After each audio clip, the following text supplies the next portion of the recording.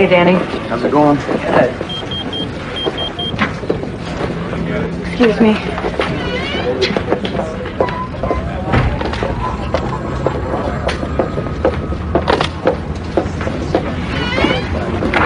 Rebecca? How's it going? Morning, Andy. Yeah. Where? Okay, How's the tank? My neons are a little listless.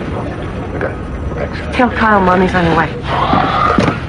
Stabbing victim at a convenience store on 2nd Avenue and 3rd Street. Andy, you're up. Kyle saw it. He saw the stabbing. He was in the store when it happened. Our 9-year-old. Everyone on back up. Come on, Joe. I've got the keys. If you need to bang out for the rest of the shift, that's fine. What?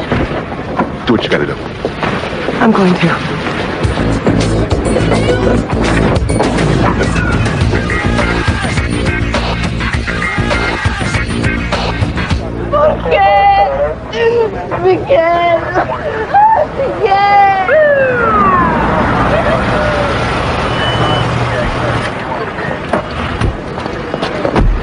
Oh, okay.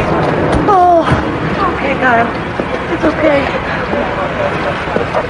Hey, come here and talk to me. What happened? Kid's in the store with a sitter. She's in John. Herb Rob's the Staffel clerk. Anybody else in the store? Nah, just the kid. You're not hurt. All right, baby. What's the problem? Who are you working for, Gary? I freelance. My name's Danny Sorensen. I'm with the 15th Squad, and I'm gonna need the last film you just shot. What do you mean? Well, what part? With the mother and a boy. It's great stuff. I don't want that part circulating, Gary. You do me this solid, I'll get you some exclusives on walkouts from my station house. I don't know. Sure you do, Gary. I'll take real good care of you, and I'm gonna be on this job a long time. All right. The man in the store's dead. And the other man stabbed him with a knife. DOA at that homeless camp over on 4th Street. You catch him? Yeah, where the lucky team.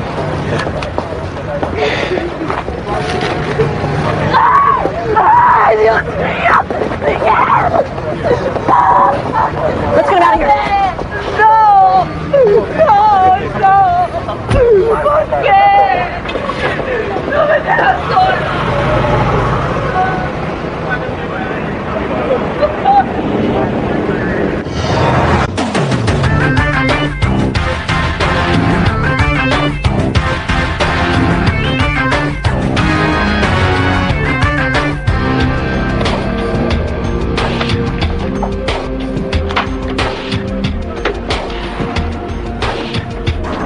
How long have you been married to syphilis? A little over 3 years. Let me tell you once, Sergeant, how grateful I am for what you're doing. Jermaine slung dope on that corner. If this murder's drug-related and Suarez is about Patsy, Jermaine ought to know about it. Listen, about Jermaine being sissified, don't let that fool you. No. He can handle himself on the street.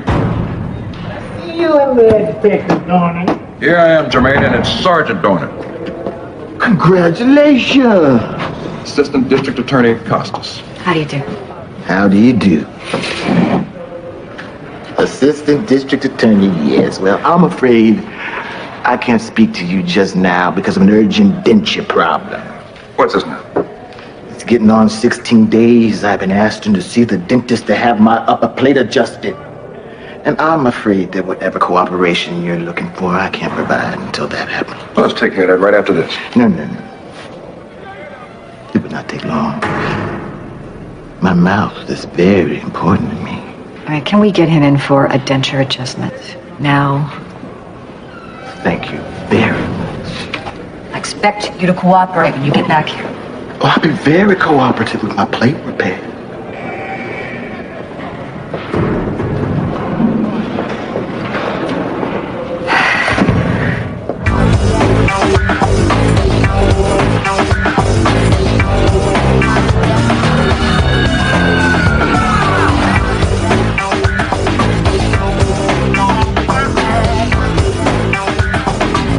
DOA's head's caved in. Bloody 2x4 next to the body. They said his name's Vic. He lived in the lot. Apparently, he was the campus asshole. Yeah? No one's too sorry to see him dead? Nope. He's banged up good. Not a lot of blood in the clot. Hands are torn up like he was in a fight. Vic learned the lesson of Saddam Hussein in Kuwait. Fan upon your neighbors, the eagle of death swoops on your shoulder and takes a huge dump. We mapped out can territory. Picking up cans, Vic didn't stick to it. Rat bastard was a poacher with an enemy's list the length of your arm. Did that include you? Hey, I only found this body. I can give you a suspect, but money-wise, it's a hard world. Thanks a lot.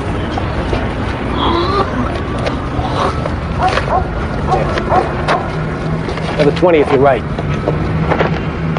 Vic beat the crap out of him a couple of nights ago, and Ed swore vengeance. Ed's the guy's passed out? He's not as passed out as he looks.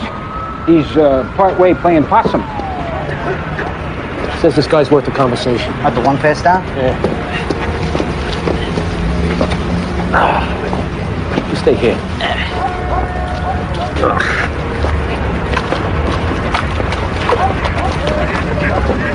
Hey, that bodega shooting that never cleared? This is the corpse syrup junkie that we talked to outside.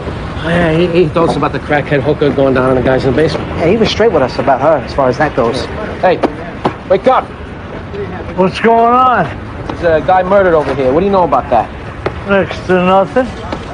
Blood on a sweatshirt. Yeah. This Vic that's dead, you have hard feelings with him? No more than the next fella. But you may have had some. Maybe some small amount. All right, you gotta come with us. Let's go. Ah, jeez. Maybe you won't be gone long. Hey, I got a nice buzz going. Come on. Yeah, that's the brakes. Oh. Dumb and dog crap. Yeah, the dog crap here is terrible.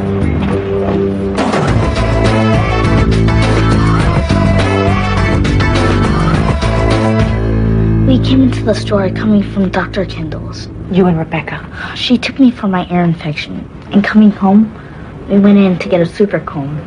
And for Rebecca to use the laboratory. Who was in the store then? First was just the man behind the counter. But when I was over at the machine, the other man came in. This was the man who wound up hurting the man behind the counter? Yes. What did that man look like? He was white and about my dad's size. How tall is your dad? 5'10". And he was like maybe 5 years younger than my dad. Maybe 30. And he told the man behind the counter he wanted all the money from the cash register and all the lottery tickets. And the man behind the counter didn't even really get a chance to answer him. And then the other man stabbed him. Did the man who stabbed the other man see you? He saw me, and he sort of pointed at me when he was running out. He had a bunch of lottery tickets and some money. And the other man who was stabbed, he was trying to follow him, but he couldn't because he was bleeding. And then he fell to the floor. And after he ran out, the other man sort of reached his hand out, and then he laid his head down. And that's when I got Rebecca. Okay, Kyle. You've been really brave talking to me about this. If I saw him, I'd recognize the man who stabbed the other man with the knife. We can talk later if you're actually really sure about that. You take a little time with your mom.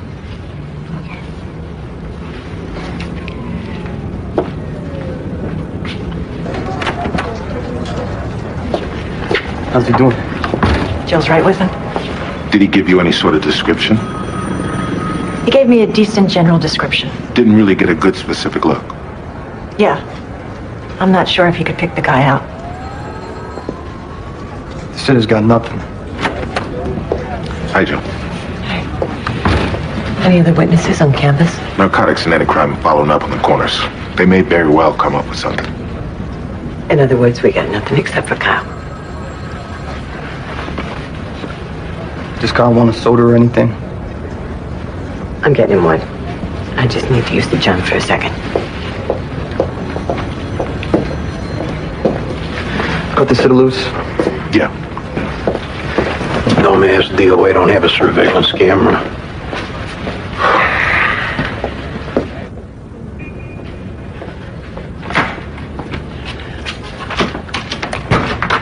Kyle watched this evil son of a bitch stab a man in his chest and the man bleed out in front of him. Now, bad enough he'll carry those memories the rest of his life without having to relive them a week from now in that grand jury room. And then in front of another group of strangers in a courtroom hearing 6 months from now.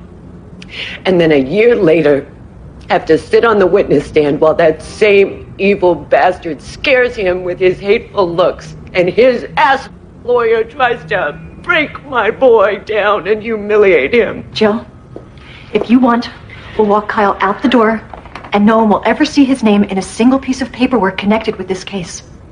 I want the case made. I just pray that Kyle doesn't have to go through more. All right. This is going to be all right.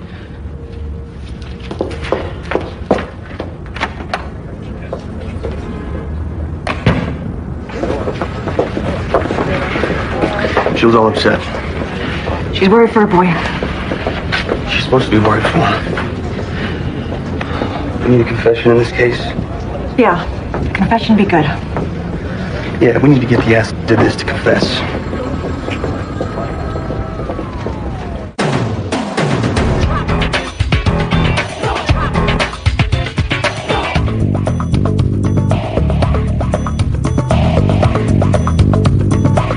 I have to say, Dolores, whatever benefit you're getting from organizing your thoughts cannot outweigh the negative impression you are making by being late. I want certain things understood downstairs. This is not the time to be making conditions. It is also not the time for anyone in that squad to be looking strange at me or down their nose. Lieutenant Fancy would have replaced you if he didn't want this to work out. Unless he wants me under a microscope like a virus specimen to look down his nose at, or his female detectives looking down their nose. In fact, you know what? Just ask him right yes or no. What are you talking about? Take this downstairs, hand it to Lieutenant Fancy, and at the bottom of the list, ask him to write yes or no. I'm not going to do that, Dolores. Oh, something you are. So who's the impersonator? The girl who called crying 3 different nights, or the smart ass in front of me now? Someone called you at home, said she was me. Called, told me she was doing things she didn't want to, and didn't understand that her life was spinning out of control, and that if she got her job back, that would mean she could help herself. You better get your number changed, John. Some wacko's got it pretending to be me.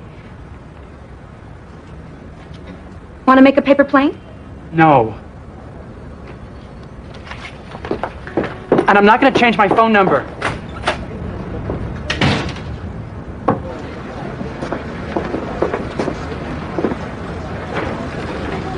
Guy stuck up a convenience store. Pretty much fits the description. Vincent Shaw. Yeah, I got a Vince Shaw too. Vincent Shaw from 23rd Street. I checked him an hour ago. He's doing a pound upstate. Crime scene's got no list from the counters inside the store. No description matches so far, and similar pattern stick-ups. A woman caught the plate on a sedan and sideswiped her car and kept going. 2 blocks from your crime scene. The time fits. Plate comes back to a John Falcone. Works over at the Fulton Market. I got 7 minutes till a commitment with Sylvia. Diane and me can grab him up. Yeah, okay.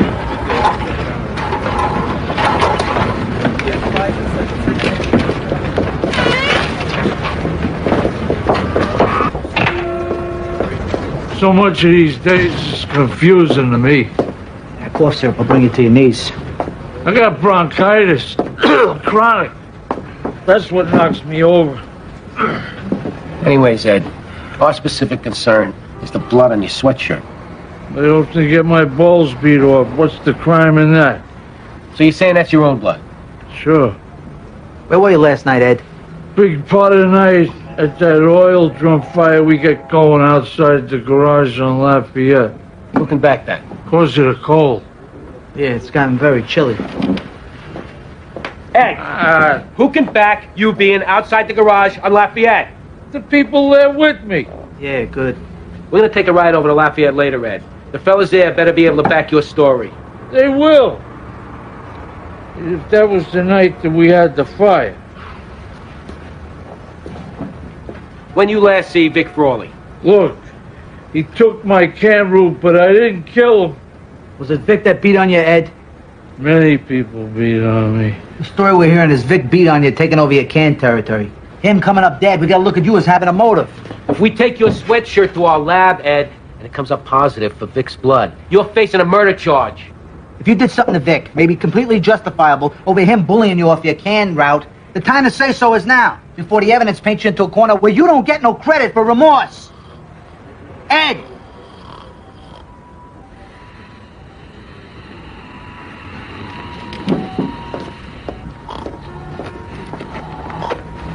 Stuck.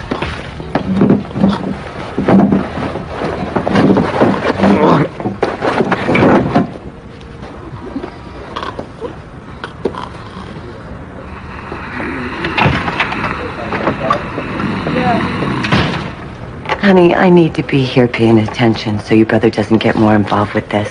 And I want Kyle with me so I can keep him good company. No, but that's why I want to keep him company so he doesn't get scared. Now, what you can do for Mom is... No, honey, I don't want you down here or Kyle here a minute longer than he has to be. Just give Mom a couple of hours so I can look out for your brother, and then me and Kyle are coming home. Yeah. Then we'll all talk about what happened, Frank. Because I'll bet hearing what happened's been scary for you, too. Mm-hmm. I love you, son. Yeah, Mom loves you. Big kiss in your account. Bye.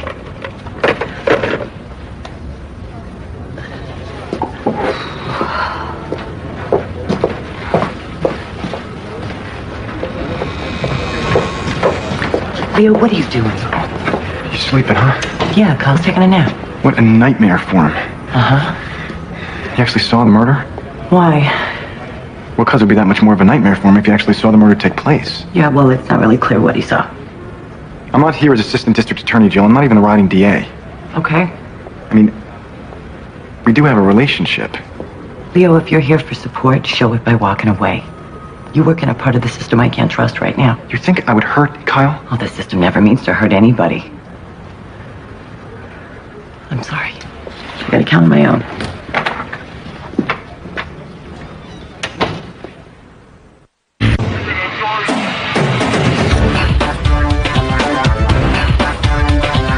Since I was the one who accepted Mr. Suarez's confession and recommended his incarceration to the judge, and if that confession was bought and paid for, as now seems possible, or even likely, and with Mr. Suarez now having been murdered while serving that sentence, You would feel bad.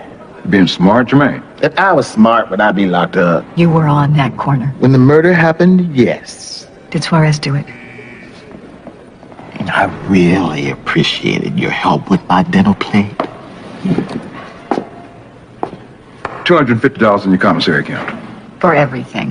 Well, I would need to know what everything means. $250 in your commissary account for what happened on the corner and here inside. I worked the corner for Freddie Asuncion. Gennaro Lopez used the same corner late at night selling to the chronic fiends. Now, Gennaro and Freddie come to disagree over what exactly was late at night and what was early the next morning. What time Asuncion took the corner back? Getting the drive time junkies heading for work. See, that's a lucrative trade. And Freddie Asuncion is a greedy person. And being a greedy person, Freddie Asuncion did what he felt he had to Gennaro Lopez. He killed him. Freddie then looked to Juan Suarez, a timid youth who was searching for respect after Gennaro brained his brother with a crowbar. Juan was afraid to take his revenge, but then Freddie offered him a monthly amount of money for his wife if Juan admitted to the killing. And by searching for respect, Juan agreed. Thing about the inside, assistant district attorney. Cop to a murder, you better be capable of murder to defend yourself, or you end up treated ways you don't enjoy. And if Freddie Asuncion decides, while you're in the slam, he wants to bang your wife instead of paying her quiet money, then one of those ways you don't enjoy could be a shank in the laundry room. Freddie Asensio. Freddie Asensio. Give me somebody to work for Freddie we can flip. Tommy Ibarra. You, someone pretty. Tommy will offer him discount dope for sex.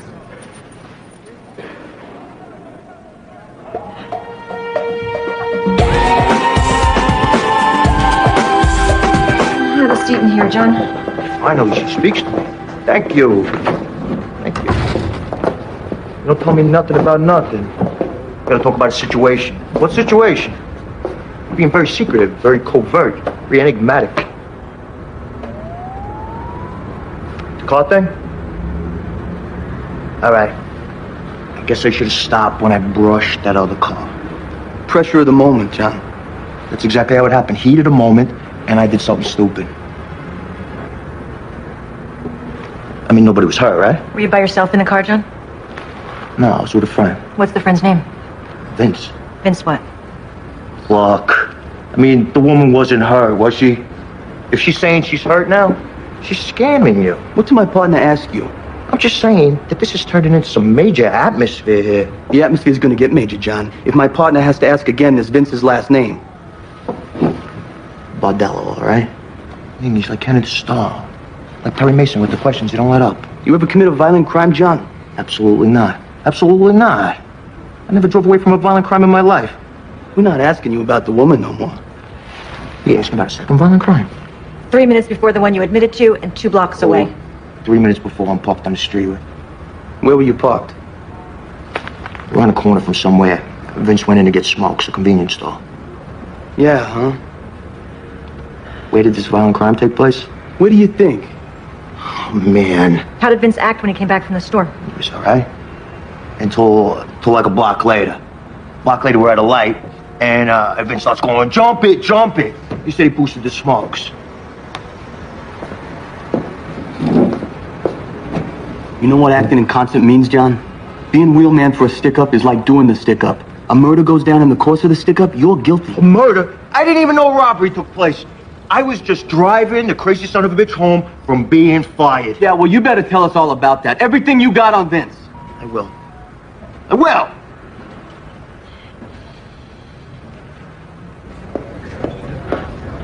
Look, we'll talk about it tonight. I gotta go. Hey, Greg, the DOA's blood don't match the blood on Ed's sweatshirt. Oh, good. Because, God forbid, we should be spared interviewing 50 more lice-infested bums. Annie? Annie couldn't give a notice. The boss is laid low by an allergy attack. I'd like him laid low by a bus.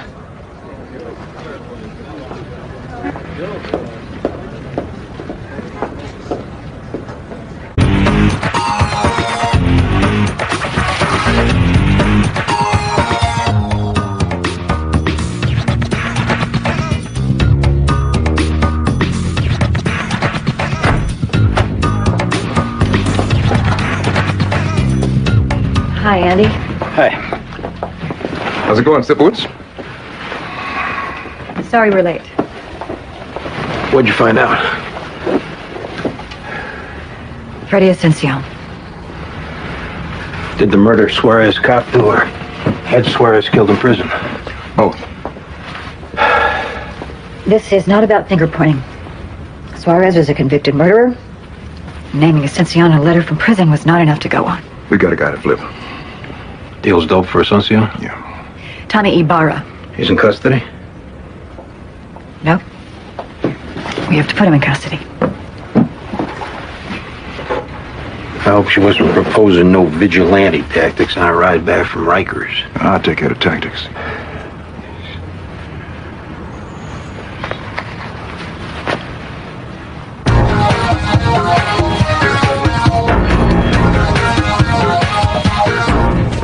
So, this Dorothy Natale that filed the complaint, you know, the woman whose car you sideswiped? I did not sideswipe her car. Well, that your buddy John sideswiped her car. What's John want to involve me with that for? We asked him to involve you, Vince, because this Dorothy Natale, whose car John hit, has been breaking balls all day. And we got half an idea she's building some insurance case. Yeah, you know, that's on us, Vince, asking John for your name. We asked him, was there someone who could corroborate he only did minimal damage? Yeah, he had minimal damage. He only minimally damaged the car. He gave a minor sideswipe. John said you got fired today. I was fired, yeah. Will that jam up your parole? No. I wouldn't assume so. Oh, who's your PO, Mother Teresa? I mean, maybe it will jam me up. I don't know. Not your problem, right? What? If I get jammed up on my parole, it's not really your problem. Account for your day. What does my day have to do with John Falcone sideswiping some ball-breaking bitch looking down on a fender bender? If I ask you to account for your day, scumbag, start accounting for your day. Woke up about 7:15. What were you doing just before you hit that lady? Didn't hit that lady. No, you killed that store clerk. What? Just before your buddy John sideswiped that lady's car, driving fast like you told him to, you pulled a knife in that convenience store and put it in that store clerk's chest. He was not there. If he told you he was, he lied. The store clerk's dead, Vince. We're gonna lock you up for murder. John was not in that store. Two other people were, Vince. A man and his wife. And after John gave us your name and we got your photo from BCI, them two people picked you out. There was not a man and a wife in that store. I guess that means you were. Who said I wasn't? Look, I purchased my smokes and then walked out.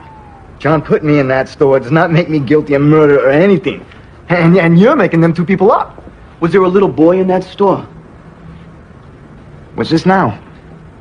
Was there a little boy saw you stick the store clerk before the clerk even had a chance to give you the money or lottery tickets you wanted?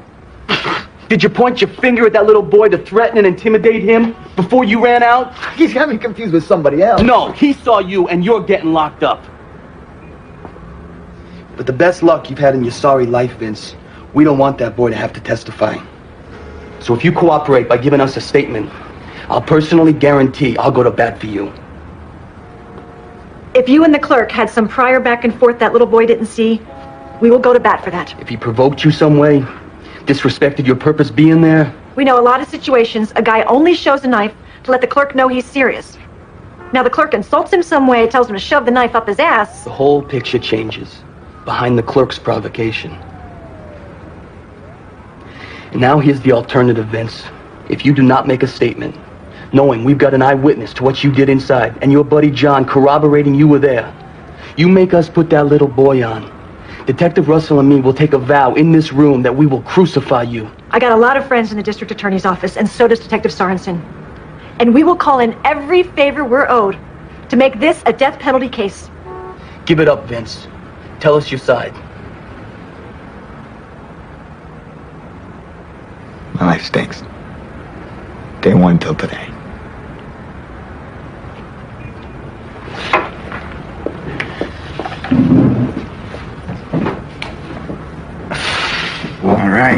All right. I'm down.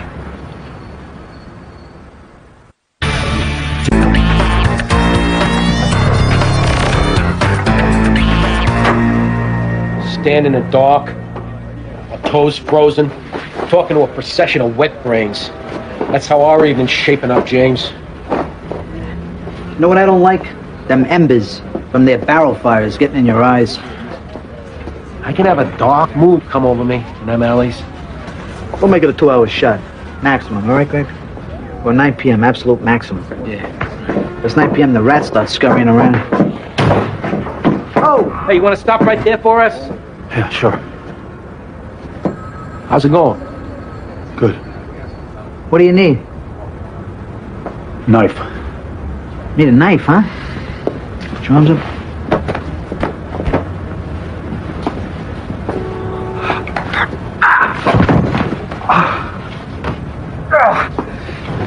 What's the matter? Your head hurt you? Could you show me the magnet you used for the mine salvation? We're not allowed to do that. They make us keep it under wraps. Vic just threw it in there. Vic took my knife and threw it in the sewer. What happened after that? I lifted him in a postal cart. Which shoulder did you have him on?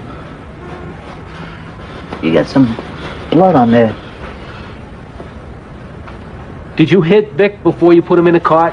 Damn right I did. I caved his head in. Remember what you used to do it? Yeah, I used a good strong piece of 2x4. All right, let's get you on your feet. You are going to help me with the mine salvation. Yeah. Oh, yeah. We're going in here to talk, and that's what will help you with the mind salvation. Good.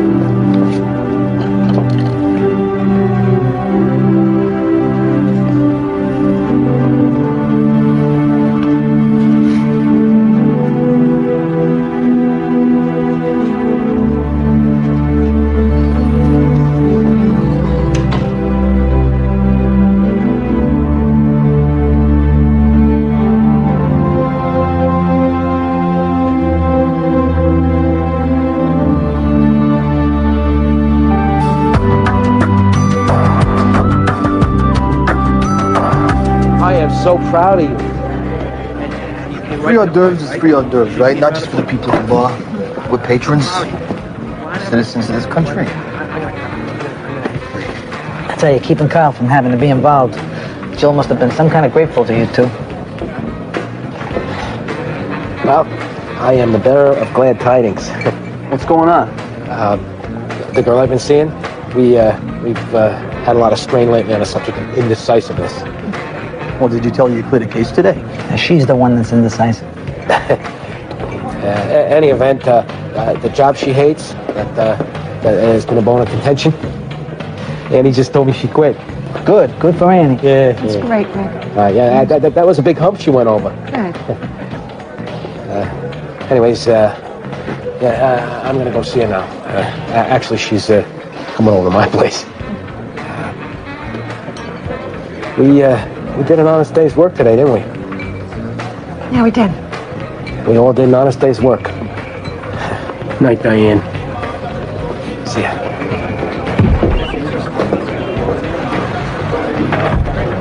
I think there may be a hump in Greg's future, too. Excuse me.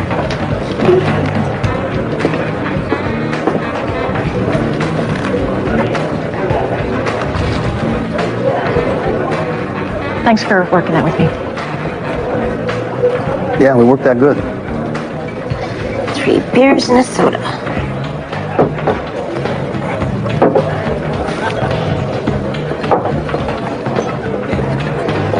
Greg left a soldier in the fort.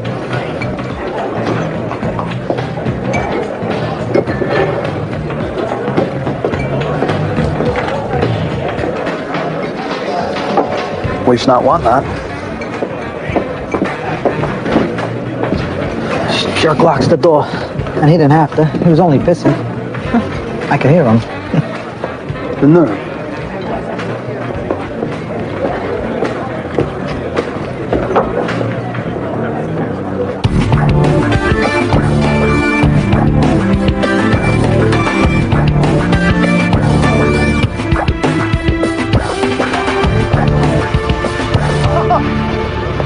Oh, I get it. These are a pair. Different views. Yeah. They're probably, by the same artist. Hey, that was big for Diane, going out with us. Yeah, I expect she hasn't been socializing. It's the first I'm aware since Bobby passed. Uh-huh. And I'll tell you something else, Danny. I was glad enough that the two of you worked together today on that case. Maybe it broke the ice a little. I'll tell you straight out, Diane's been reserved toward you. Makes sense, no? And I'm glad this may have been the breaking of the ice. Hey, James, does Diane enjoy a beer, do you know? Diane? Was she a teetotaler or what? I never noticed her drink, but if that's hard and fast or not, I don't know. I never seen her drink, but I also never heard her say that she don't. Yeah, well, anyways. Well, why do you ask, Danny? Because I'm out of things to ask about and I'm freezing. Hey, Danny! It's 10 p.m. And I feel no urgency catching a train because it's the sofa for me anyways. Well, house policy? Well, 10 p.m. the iron curtain tends to descend.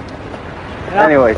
Anyways, let me catch my train. All right. All right? Hey, James. Yeah? You got the SWAT roster on your Casio? Yeah. All right. What number you want? Yeah, let me get Andy's number off of you, please. I'll do it. Why? Hey, you think I'm losing my manual dexterity? Huh? Hey, I enjoy working with you today. Hey, thanks a lot. Spending time afterwards. Same here. All right, Dan. Danny.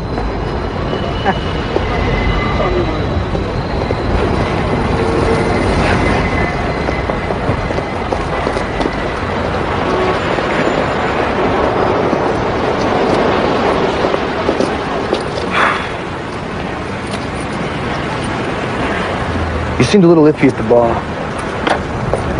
Not that it's any of my business. Not that it's any of my business.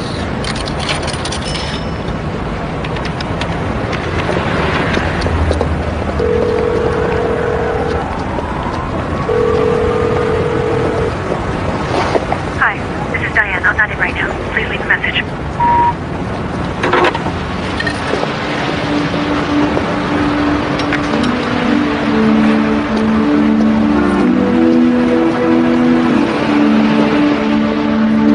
Oh, I see they're a pair. Probably from the same artist.